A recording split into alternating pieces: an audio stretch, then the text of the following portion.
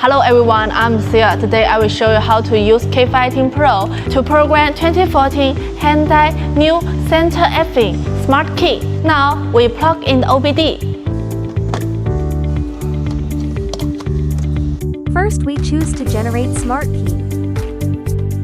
Choose Hyundai.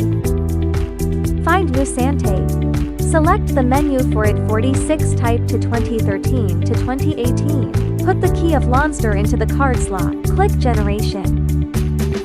OK. Generated successfully. Return to main menu. In the second step, we choose IMO and Remote. Hyundai. First we read PIN code. Select 46 Smart Key. Select Read by OBD. Turn off the ignition. Open and close the main driver's door once. And turn on double flash.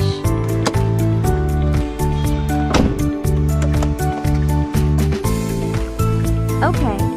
Open and close the driver's side door. Click OK. PIN code reads successfully. Return. Then we choose to select from vehicle. Select China. Choose Santa Fe.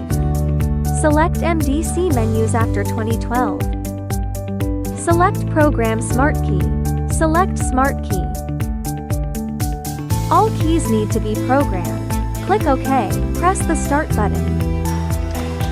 Then click OK. Turn off the ignition. Then open and close the driver's door once. Click OK. The PIN code has been automatically entered. OK. Please have the smart key you want to program ready. Press the top of the smart key on the Start button within 5 seconds after clicking the OK button. Program successful. Program the next one and click OK. The second key is operated in the same way. OK. Programming successful.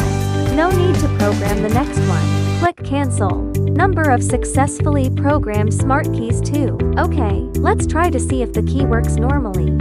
Let's try it with a new key. Can the key start the vehicle normally? Hit the brakes. Press the Start button. The new key starts the car successfully.